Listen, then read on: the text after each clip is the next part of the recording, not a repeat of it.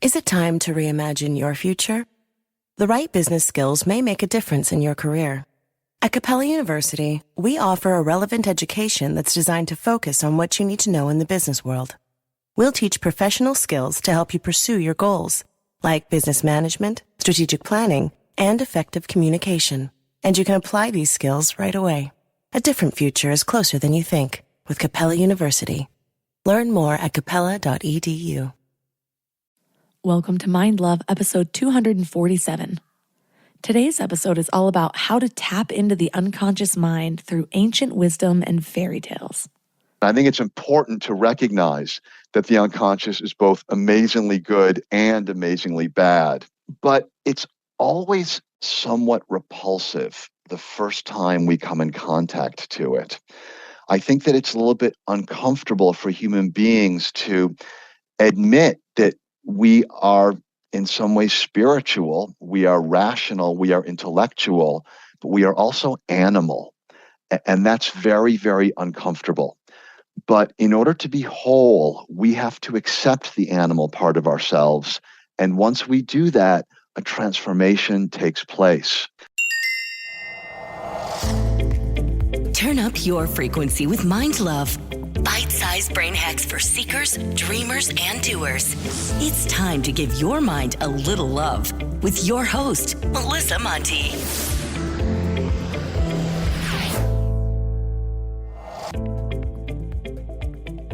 If this is your first time giving your mind a little love, don't forget to hit the subscribe button. Mind love is a habit, and the more you give your mind that love and intention, the better you'll feel about yourself and your life. Plus, it's really a win-win because more subscribers means Mind Love attracts even more amazing guests to bring you their wisdom. So don't forget to subscribe. I've got a little question for you to ruminate on. What if we could learn to recognize how our unconscious minds influence us so that it actually helps us become who we were meant to be? And what if the key to doing that isn't as much through modern science, but ancient legends and fairy tales? Sounds a little crazy, but think about it. If you're into holistic health, you probably know the power in the wisdom that our ancestors held. It seems like we're just now relearning all of these practices that were written off as snake oil a century ago. To me, it makes sense that this realm that we're living in is a complete creation, that we'd have everything we need to survive naturally, healing plants and a nutritious food chain. It seems like the more humans get involved with the natural way of things, the more we screw it all up. Like unintended consequences of progress that are pretty quickly destroying the world. And yeah, there are exceptions and miracles, and some things are totally worth it. But overall, I don't know. I just have this deep pull to go back to simpler times. Grow my own food, live off the grid, spend time in nature and with my family. All the things that I was chasing before seem kind of like an illusion. Maybe it was the fact that they were living in alignment with nature that gave our ancestors the gift of intuition. Maybe since they didn't expect to rely on answers from Google, they had a greater capacity to find them within. What I do know is that they held a wisdom that was way ahead of their time. Or maybe that's condescending to say, or generationist. Is that a thing? Like just because we're the most recent generation, we know better? Maybe it was exactly right for their time, and we've just lost it as we rely more on technology and science for answers that were never meant to be found there. Most of us grew up learning fairy tales, but the ones we inherited were all about needing a man's kiss to come back to life, or to be able to speak and find our voices. If you were born 10 years later than me, you did get a little more empowerment there, so that's something, I guess. But the legends and fairy tales that our ancestors told were different. They held deep truths about life and the inner worlds of our psyches. And we connected so deeply to these stories because that's how stories affect humans. If you know anything at all about marketing, you know that it's all in the story.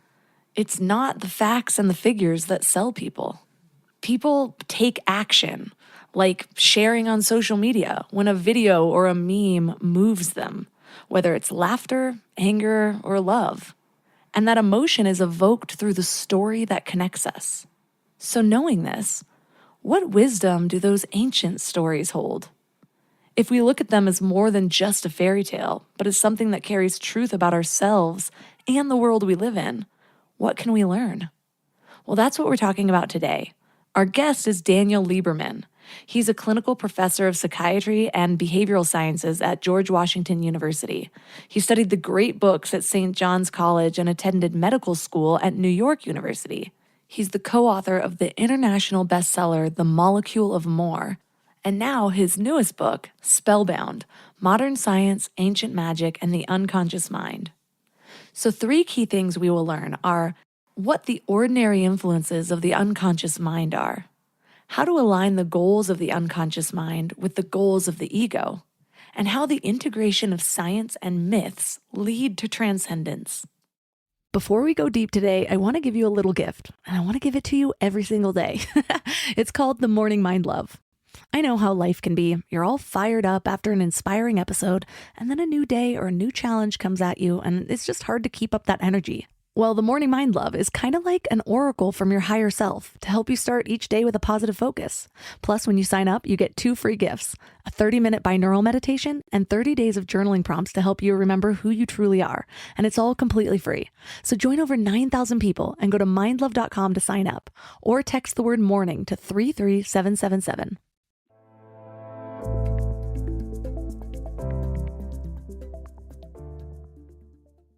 And now let's welcome Daniel Lieberman to the show. Thanks so much for having me. So what inspired your recent work connecting really the magical with the science? This book is a book I've been thinking about for what seems like my entire life. I've always loved fairy tales and stories about magic.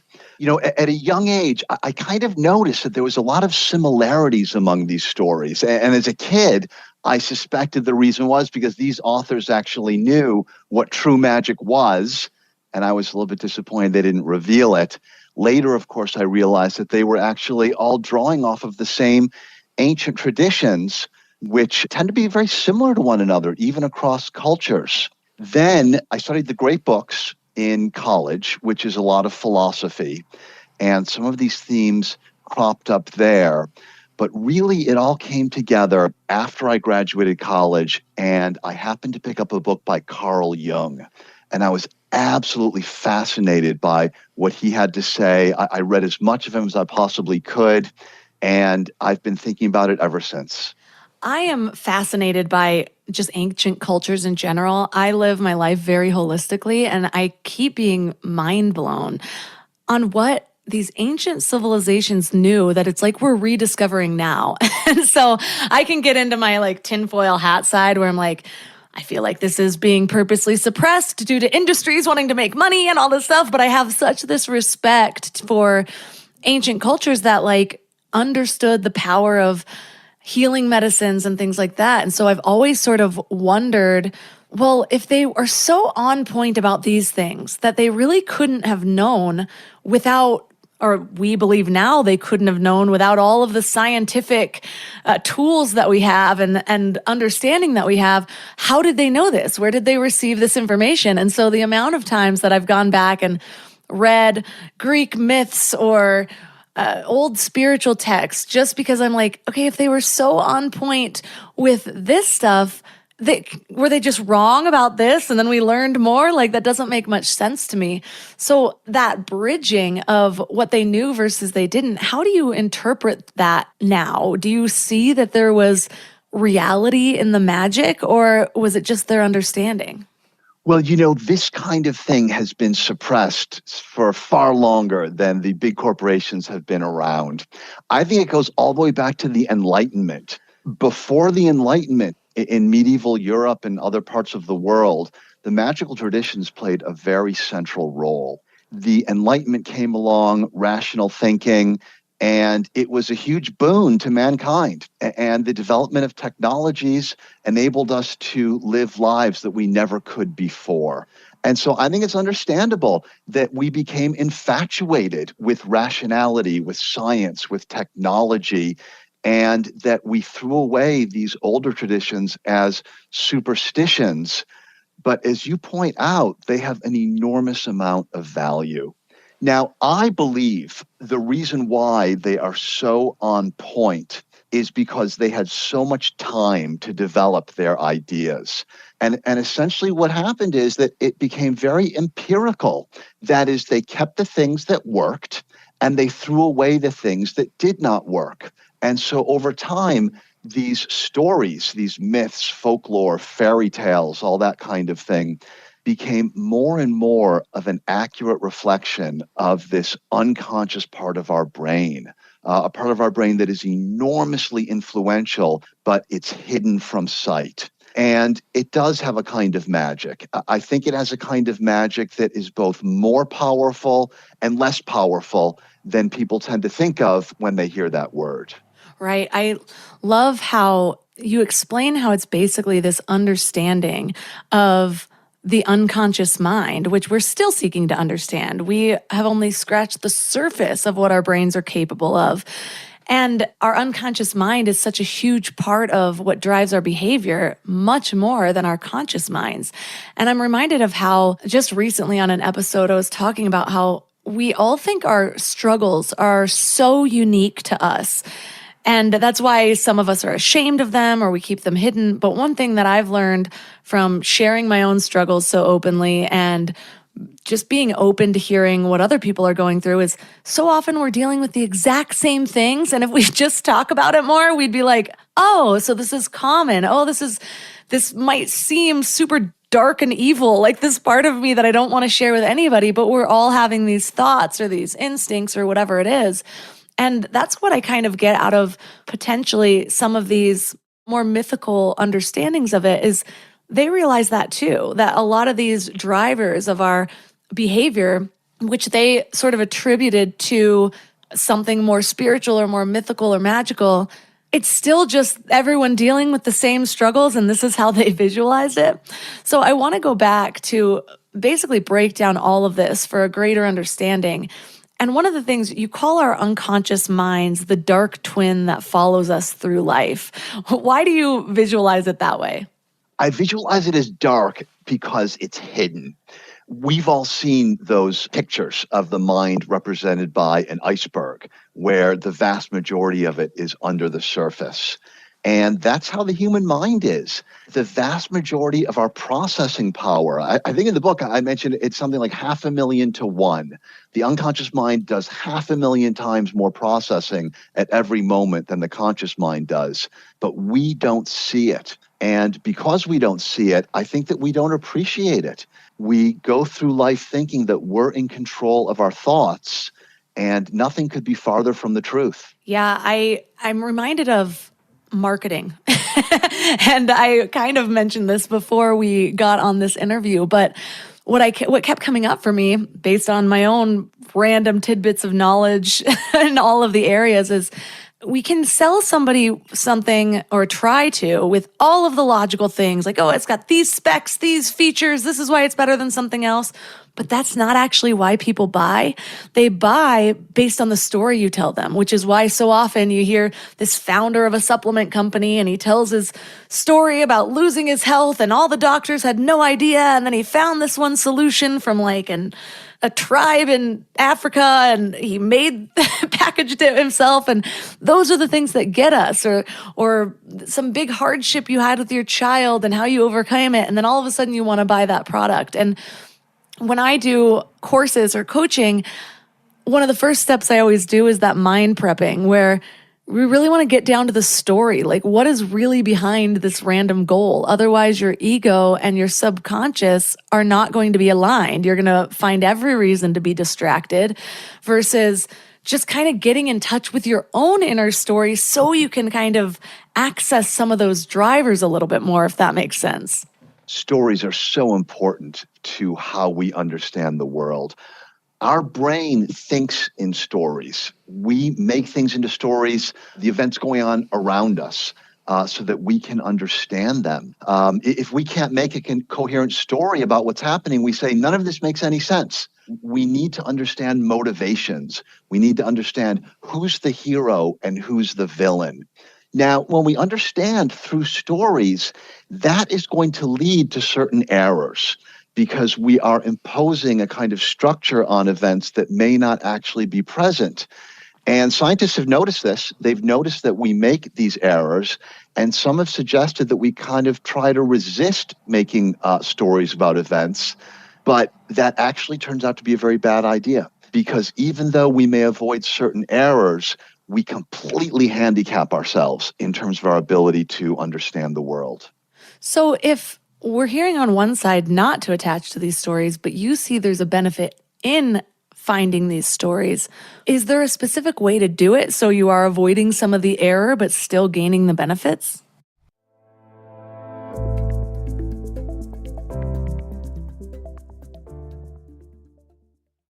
This episode is brought to you by Etsy. Oh. Hear that? Okay. Thank you. Etsy knows these aren't the sounds of holiday gifting. Well, not the ones you're hoping for. You want squeals of delight.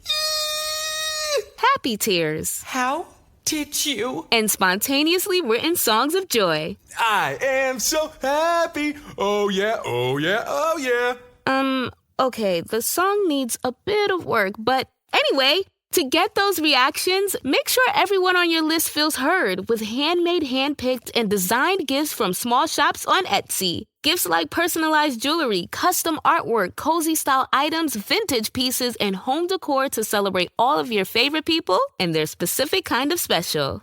For original gifts that say, I get you, Etsy has it. This episode is brought to you by Netflix. From the co-director of Shrek and the visionary behind Toy Story comes Spellbound, a magical new animated adventure starring Rachel Zegler, John Lithgow, Jennifer Lewis, Nathan Lane, and Titus Burgess with Javier Bardem and Nicole Kidman. When a powerful spell turns her parents into monsters, Princess Elian must journey into the wild to reverse the curse before it's too late. Watch Spellbound, now playing only on Netflix.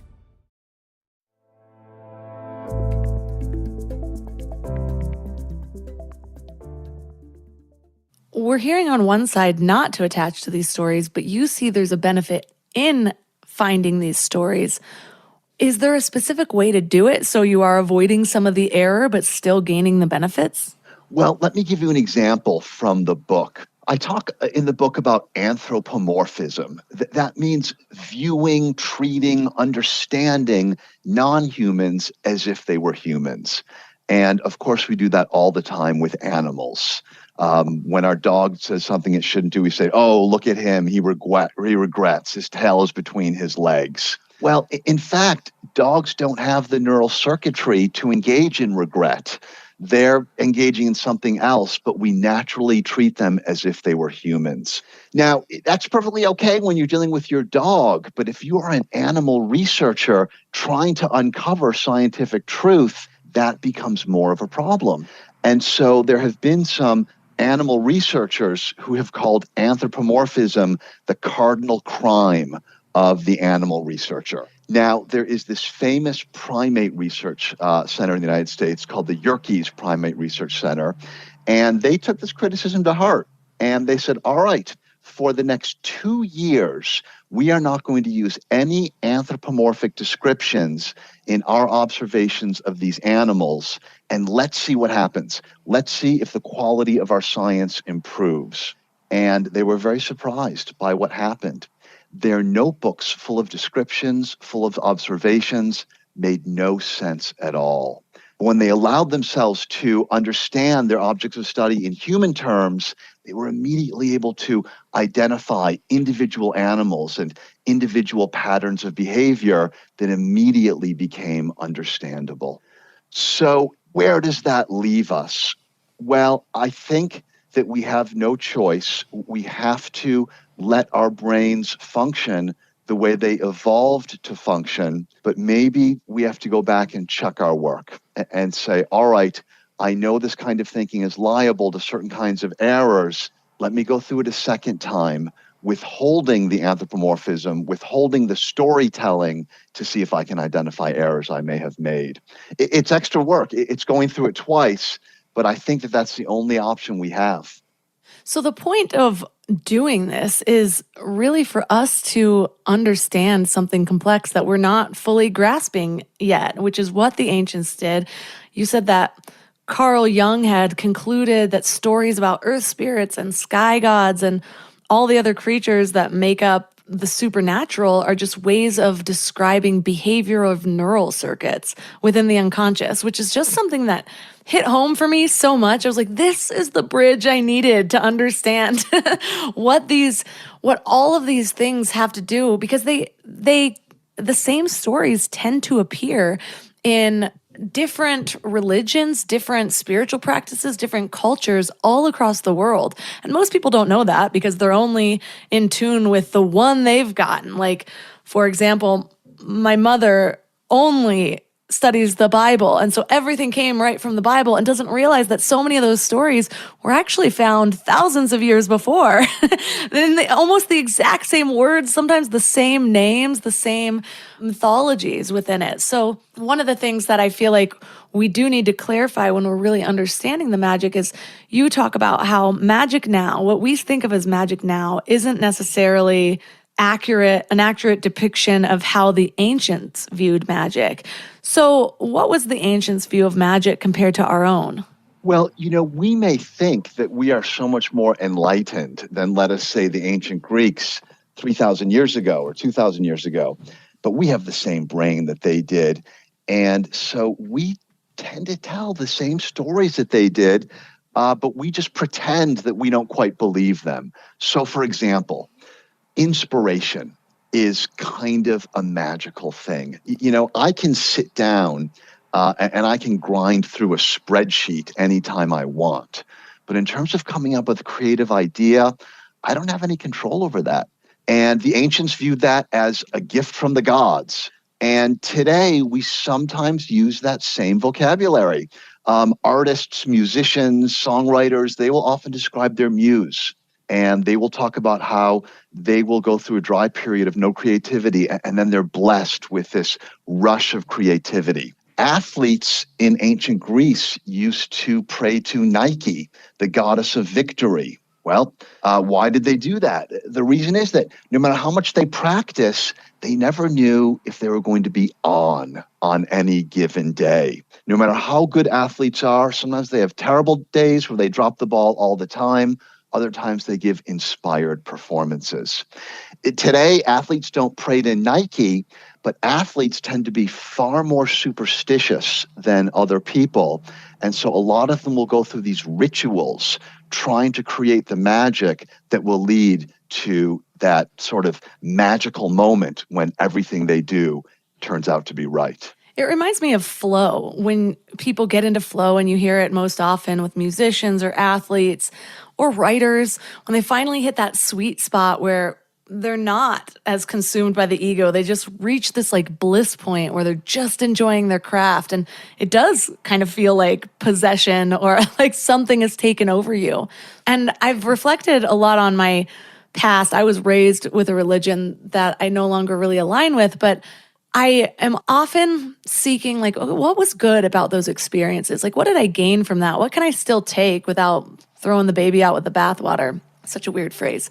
But, and one of the things is, so often, because I can get very scientific or want to know the psychology of why I'm doing what I'm doing, when I get to the point of like, okay, I need to change this behavior, I get so analytical about it. Whereas 20 years ago, the people that I knew at church would just be like, let go and let God. And it's like this kind of beautiful way of like accepting that you got to let go of the ego, but they have this story or a visual to go along with it that I think helps connect a little bit better. And like you were talking about with athletes and rituals, when I was studying NLP and hypnosis, one of the things I was learning is like you can actually do these physical things, like to where you then reenact it on your hand, and that'll trigger you into a flow state, or like set up a specific essential oil at the same time as like maybe doing a little ritual with your hand and then sitting in front of the same spot. And that can trigger you into a flow state faster. And so I can see the value of really every single perspective, from like the more religious or spiritual to the like the psychological and then like the scientific. I love that flow state so much. And it's such a fascinating state.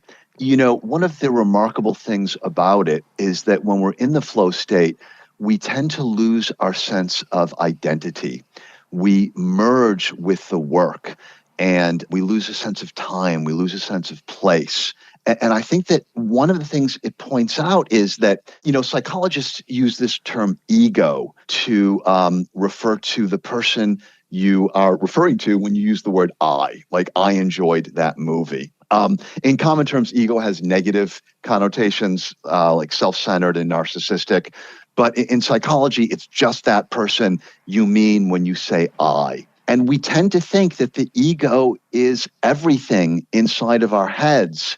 And the flow state shows us that's not true. The flow state is the ego sort of stepping down from its throne and saying, all right, there are other agents here, and I am going to work together with them, and we're going to cooperate. I'm not going to be the dictator in the brain anymore. And the result is this wonderful state of productivity, creativity, and pleasure.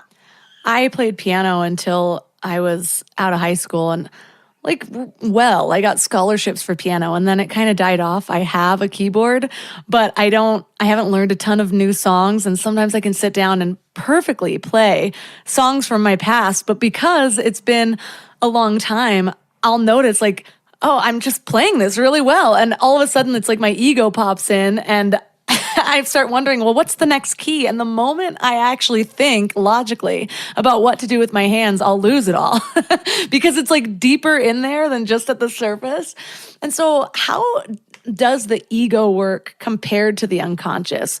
Why are we able to access these almost like magical processes, whether it's intuition or inspiration? Can we learn to do it more on demand, or is that just something we have to learn to work with in a specific way to tap into that? Well, let's start with that first question. How does the ego work? So the ego is slow. It tends to be rational, and it tends to have a pretty small bandwidth. And so our rational egos are very, very good at solving problems that require rational thinking, logic, and that don't have too many variables. Our ego is deliberate. It thinks about things before it takes action. The unconscious is very different. The unconscious has enormous bandwidth. It thinks very, very rapidly, but its thinking is more impressionistic. And so it often is not going to do well when a very precise answer is needed. And it's helpful to know when we should be using our rational ego and when we should kind of let go and trust to the power of our unconscious mind. And playing the piano is one example. The unconscious mind is closer to the body. I often think of it as instinct. And so things that closely involve the body usually do better with the unconscious. So think about catching a baseball. If you think about moving your arm to get your glove in the right position, that's not going to work very well, and you might get hit in the face with the ball.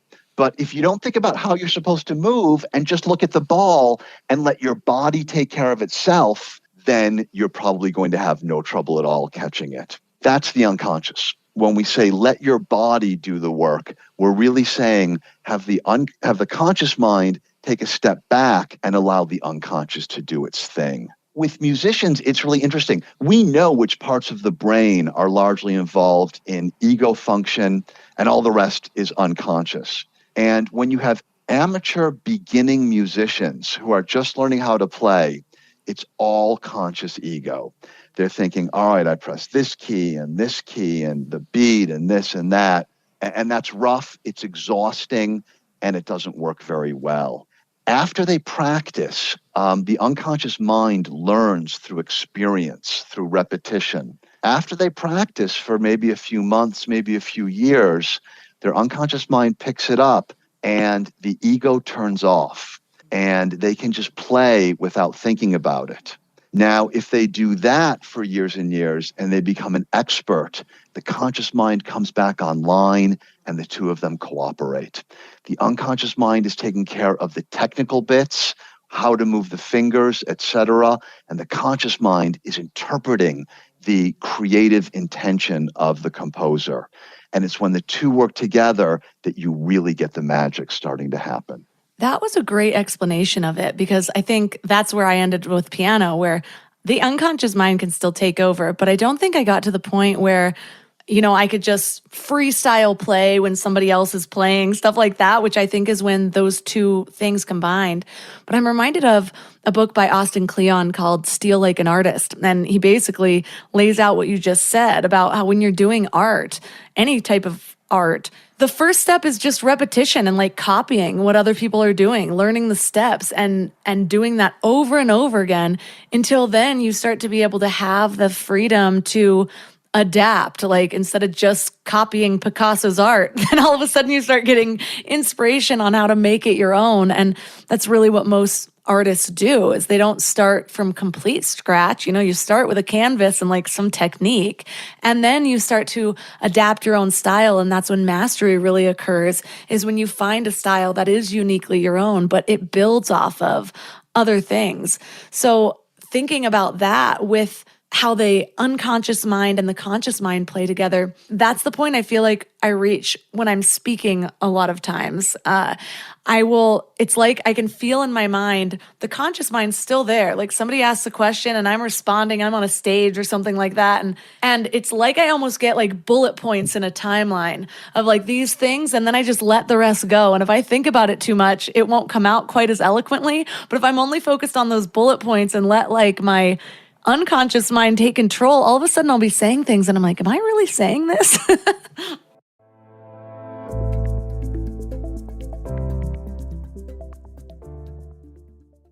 My dad works in B2B marketing. He came by my school for career day and said he was a big ROAS man. Then he told everyone how much he loved calculating his return on ad spend.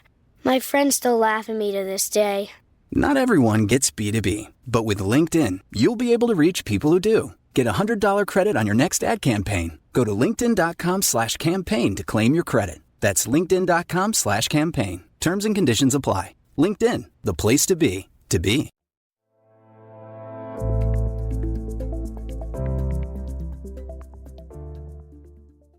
Yeah, and it feels so good. And I've had the same experience, and you get such a connection with the audience when you do that. One of the things the unconscious is responsible for is connecting with other people. We can't say to ourselves, all right, what are the words I need to say? What are the facial expressions I need to put on in order to come across as authentic and make a genuine connection? If you let your ego do that, if you let your conscious mind do that, people can immediately tell that you're being fake and phony. It's got to be the unconscious mind that does it, and you've got to be able to let go. One of the things, though, that's frustrating about it is just about how much time it takes.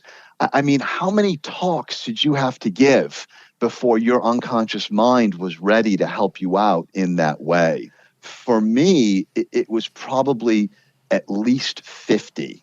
And especially in our modern age, people can be kind of impatient. They want to know, just tell me what I have to do. Just tell me how to jump to the finish line. What's the takeaway? What's the advice? And they don't want to accept the fact that the unconscious mind works differently. It requires practice. It requires repetition. As I mentioned, the unconscious mind is really more representation of the animal side of human beings. And training your unconscious mind is a lot like training an animal. It requires an enormous amount of patience and repetition. You know how they have all those services lately of synopses for books where it's like, oh, well, there's like 5 of them now, Optimize, something else. And you can go in Blinkist and you get like a 15-minute synopsis of a book. And I was like, what a great way to learn more. But I realized that all of that backstory in a book is so necessary for it to really be instilled into my memory. And it's exactly what we're talking about, where it's like, yeah, you can give me all the bullet points, but they don't mean anything. And my subconscious mind's not going to really absorb them until you taught me. You also tell me how you got there, why it's important, the consequences of not knowing this information, all of the things with the personal stories on every other page. Then all of a sudden it's like, oh, this is important and I'm changing my life around this material. Yeah, I think that those synopses often have a lot of the conclusions but they don't have space to include the stories. And it's the stories that really make you integrate that information into your way of thinking. Well, you also talk about the shadow and how we all have this shadow. What is the shadow, and what happens if we refuse to accept our own shadow? Jung spoke about two levels of the unconscious. The deepest level he called the collective unconscious. And that is circuit structures in the brain that we all share in common. He said, just as human beings all have two eyes, one nose, one mouth, two arms, etc., we all share a similar psychological anatomy as well.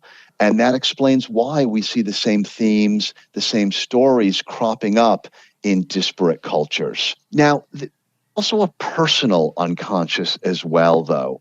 And the personal unconscious consists of things that were once conscious, but that the ego rejected and pushed away and refused to accept, refused to acknowledge.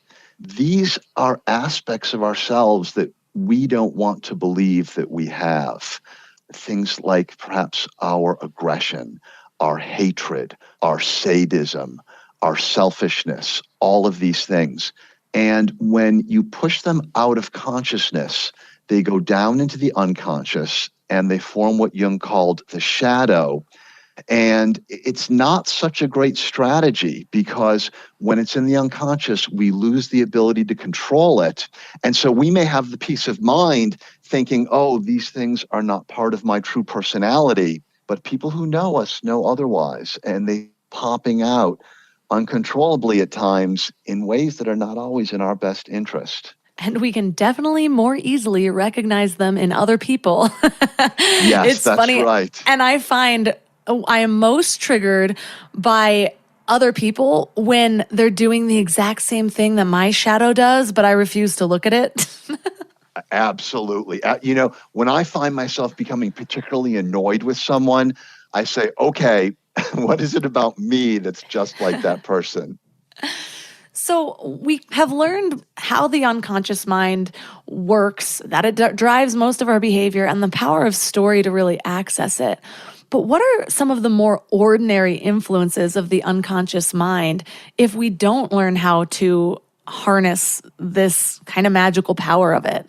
Well, I think that there are two different issues, the ability to recognize it and the ability to work with it. Just in terms of recognizing its ordinary influences, I think that one of the most dramatic and pervasive is desire and values. If you think about the things that you want, the things that you expend your life energy pursuing, you didn't choose those things. Those things are kind of handed to you. And sometimes we don't like our desires. Sometimes our desires are inconvenient, expensive, maybe even self-destructive. And we may wish we didn't have those desires, but we can't change it because it comes from our unconscious. Sometimes we are attracted to people who are just so absolutely wrong for us, and pursuing them absolutely destroys our life. We can't stop it, though. So people who don't want to admit that their lives are guided by their unconscious, all they have to do is look at their desires. So somebody may have this passion for teaching, and they may say to themselves, teaching is a wonderful profession, but it doesn't pay very much. I think we find a passion for business. Tough luck. There's nothing they can do. That comes from the unconscious. And so I think it's fair to say that as much as we may think the ego is in control, in many ways the ego is just along for the ride, and it's the unconscious that determines the core of our lives. And that happens to me all the time. I feel like I'm a very self-aware person. But I remember when I did this goal-setting project, basically, about a year before I launched Mind Love. And it had me do all of this back work that I was just like, why do I need to write down why this is important to me and my first memory of this and all of this stuff? But also at that time, I had a pretty deeply held belief that maybe I was the kind of person that couldn't finish anything. Like my ADD was too bad. I'd stop in the middle of something. Well, actually doing this work was one of the first times since college that I was able to fully complete something, and I'm still going with it.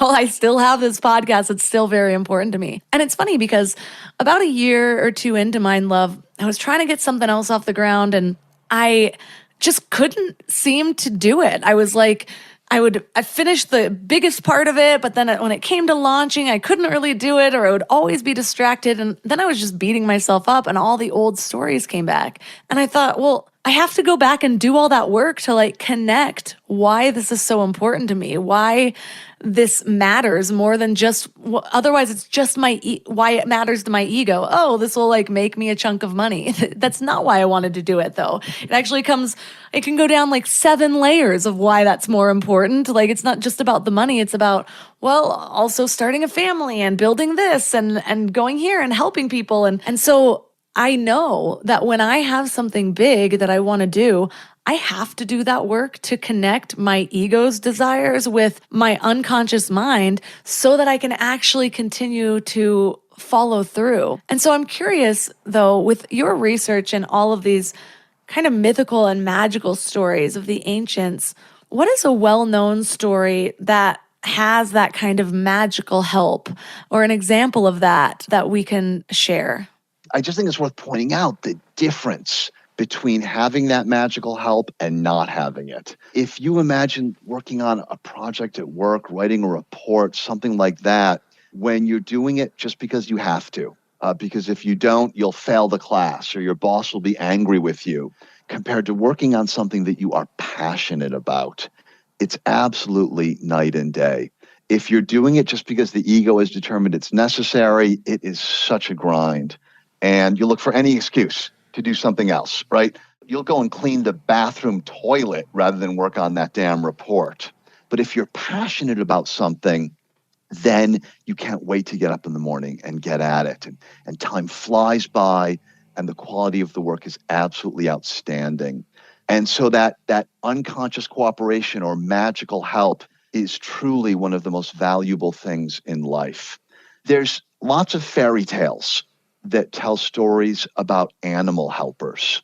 And as I've mentioned a couple of times, it's helpful to conceive of the unconscious as the animal part of the psyche. And heroes who are kind to animals and get their help become capable of superhuman things. The animals make them travel faster than the wind, or the animals defeat their enemies for them, or create a magical island.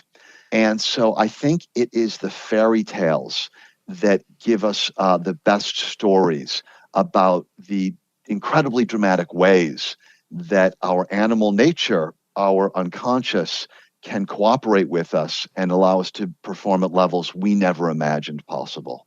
And, how many times in your life have you done something and then looked back on it and said, oh my God, how did I do that? I could never, ever do something like that again. And that's true. When I refers to the ego, we've done a lot of things that the ego is completely incapable of doing on its own. And we just got lucky that our magical helpers came to our assistance. So what is one of the examples that really stands out to you of one of these fairy tales that somehow combines maybe one of the common desires or drives or struggles that we deal with? Well, I think that the fairy tale that I started with the book is The Frog Prince. And I think that most people are familiar with that. Disney did an adaptation. It's about a princess who is playing with her golden ball, and she accidentally drops it deep into a well. Wells are often symbols of the unconscious in fairy tales. And a frog offers to rescue it for her. And the frog in this story, I believe, represents a certain aspect of the unconscious. One of the things this fairy tale emphasizes over and over again is just how ugly and disgusting the frog is. And I think that that's important to keep in mind. We've been talking about all of the wonderful aspects of the unconscious, how it can help us in incredible ways. We've touched briefly on how it can harm us. For example, when we become obsessed with someone who is very bad for us, the shadow, how it can lead to hatred and horrible things like that. And And I think it's important to recognize that the unconscious is both amazingly good and amazingly bad. But it's always somewhat repulsive the first time we come in contact to it. I think that it's a little bit uncomfortable for human beings to admit that we are in some ways spiritual, we are rational, we are intellectual, but we are also animal. And that's very, very uncomfortable. But in order to be whole, we have to accept the animal part of ourselves. And once we do that, a transformation takes place. When the princess resisted having a relationship with this frog, but when she finally gave in, it was transformed into a prince. And that's what happens with our unconscious as well. There are aspects of it that are ugly, that are repulsive. We want to turn away, deny that it's there. But if we can work towards a place of acceptance, the transformation will take place.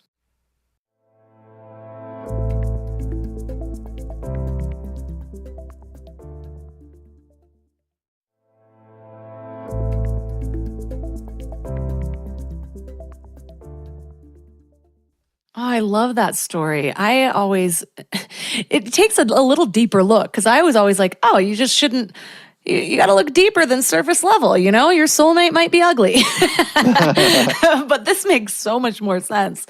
So now that we understand really the importance of the stories and the fairy tales and also how they can blend well or complement science rather than basically oppose it, you talk about how integrating the science and the myths lead to transcendence. What does that mean, and how can we use that in our daily lives? When we think of transcendence, we usually think of sages or gurus or very, very special people. But there's a whole body of research that looks at transcendence in just ordinary people. And they've developed scales that measure it. And what they realized is that transcendence tends to increase as we age. And it's not all or nothing. It's not like one day, poof, you achieve enlightenment and everything is different. Qualities of transcendence are present in all people. And little by little, for people who experience successful aging, it gradually increases. So what are some qualities of transcendence? Well, one is being comfortable with who you are, both your strengths and your weaknesses, not trying to present yourself in a different way. I was looking at your podcast, and I think that you had the author of a book called Humble on not too long ago. I did, yes. And I think that that is one very important aspect of transcendence. Modern society really encourages us to, I don't know if put our best foot forward is the right word, but to really emphasize our good qualities and hide our bad qualities. On our social media, we've got the best pictures anyone's ever taken of us. We've got our wonderful vacations. We have our beautiful children. Everything that's good, and we hide the rest. We hide the bad parts. And people who view social media too much get really depressed because it looks like everybody's lives is better than their own. But even the people with these wonderful social media pages are not doing themselves any favors because they're not living an authentic life. So one element of transcendence is being able to embrace and feel comfortable with all aspects of yourself. Another element is when you move away from a strict focus on the ego, thinking about what's best for you, and allow the unconscious to have more of a say in the matter. The unconscious tends to focus more on relationships and the well-being of the group over the individual. And so transcendent people tend to take a lot of pleasure in helping others. Sometimes they take more pleasure in seeing good things happen to other people than they do for themselves. One of the things I love to do more than anything else is to teach. And the older I get, the more I take joy in passing on knowledge rather than acquiring the knowledge myself. A third aspect of transcendence is moving away from a focus on material possessions and thinking more about immaterial things like love and beauty and meaning and values. And these are all things that happen as we undergo successful aging, and they represent a gradual partnership growing between the ego and the unconscious. That's such a good tip. And something about, I don't know, when you have a realization or suddenly visualize something a little bit differently than you ever have before, even if it's knowledge that you knew, when you're talking about just focusing on that love or the connection or more value-based things, I'm used to doing goals in that way where I'm like, okay, well, what value does this connect me to? Why is this so important? But one of the things that I've struggled with, I'm definitely the social media scrolling and then like comparing, and it's like, oh, maybe now we need a bigger house. And this summer I had this moment where we were traveling for the summer. I was pregnant and nauseous, basically just did not feel good. It was like the worst month of my adult life, and came back, and all of a sudden I was so grateful to be in my house. And I'm still kind of riding that high where I'm like, what complaints did I have about it here? I've got plenty of space. There's all my stuff. It's beautiful. But I definitely still deal with I buy too many things on Amazon and whatever. And I just had this way of visualizing it all of a sudden while you were speaking of really picturing did I invest in love today? Did I invest in connection today? And we just had a bunch of people over for dinner, and when you do something like that the day before, I'm like, why are we doing this? This is so much stress, blah, blah, blah. And then right afterwards though, that morning, I somehow ended up in a weird flow state of cleaning and cooking and whatever, and I had a good time. It didn't even stress me out that morning, but afterwards, I was just on this high for 2 days of, that was amazing. We need to do that more. I don't care what it costs, buying all the food and whatever. This is worth it. And so to really think about investing in those things rather than oh, this is the whole shopping list I need to make my house perfect or to make my wardrobe what I want it to be. How did you invest in those values that mean a lot to you? And I really love leaving my listeners with something to focus on for the week that they picked up from this episode. So if you were to leave listeners with one thing to really focus on to instill some of the things we learned today, what would that be? I think it would be to cultivate an observing ego. Realize that there are other agents going on inside of your head that are having a profound influence over your life. And I think that the best thing you can do is just try to recognize them. Pay attention to your moods. Pay attention to spontaneous thoughts that come up into your mind. Pay attention to times when you get this incredible high and you feel great the way you did after that dinner party, and just try to become more familiar with it. I think an important goal in life is establishing friendly relationships with the unconscious. And anytime you want to make a friend, the first step is always getting to know that person as well as you possibly can. When I was healing from my eating disorder years ago, I actually remember viewing it as this little demon was really helpful for me because it allowed me to detach enough that I wasn't quite beating myself up so often when the behaviors would occur. And so that's one of the biggest struggles when you're trying to overcome an addiction or something that you just don't like about yourself or something that's technically ruining your life, but you're attached to in some weird way. I just remember I would go through these cycles of okay, no, I got this today. And then I wouldn't. And then I'd just be I'm a failure. I can never do this. And then I'm just instilling those things into the subconscious mind even more. But when I started to speak out loud to it and actually be there's the demon again. It took me this time, but it's not tomorrow or it's not today or whatever it was. It just kind of aided in, I really think it was more of the relationship with myself and still being able to see myself as someone that I loved and was powerful without all of that negative feedback. Such a great example. For thousands and thousands of years, humanity has been viewing those kinds of demons that can possess us.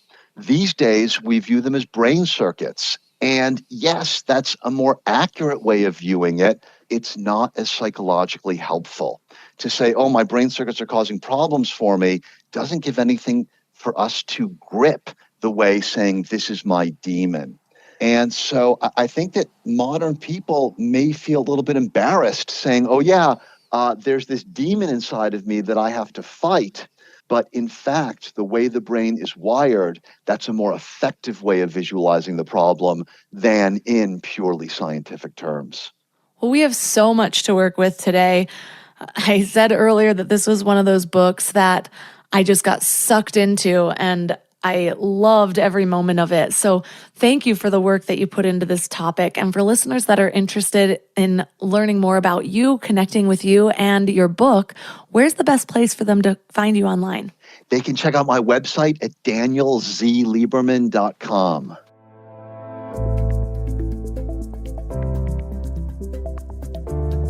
All of the links for this episode are at mindlove.com/247. Your challenge for this week is to get curious about your own unconscious mind. Notice some of your behaviors that you don't feel like you have full control over. Maybe it's something big like an addictive tendency, whether it's a substance or biting your nails.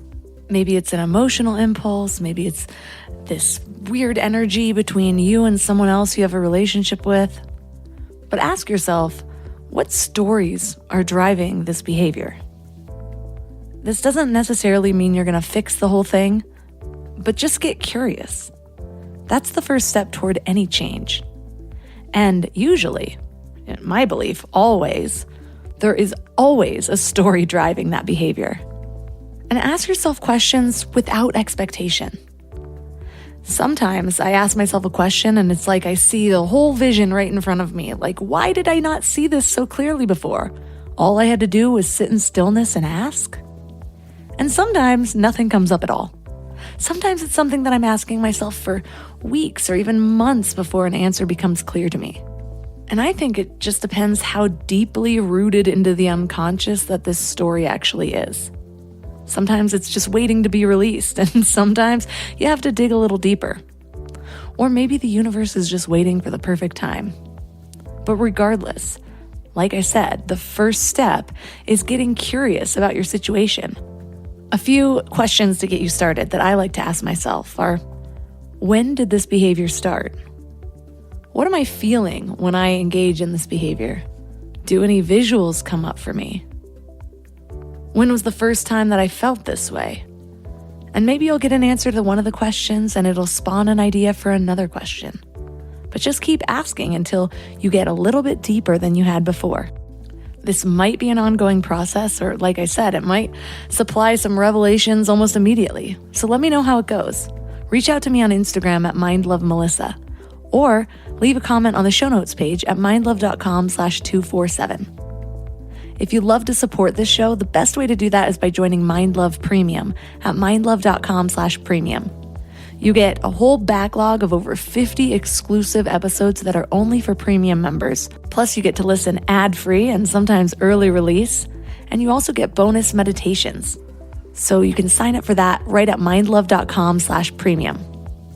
Other ways to support the show are by supporting one of my amazing sponsors. I absolutely love them all. Or you can leave a 5-star review on Apple Podcasts or on Spotify. And that's all for today. So thanks for giving your mind a little love today, and I'll see you next week.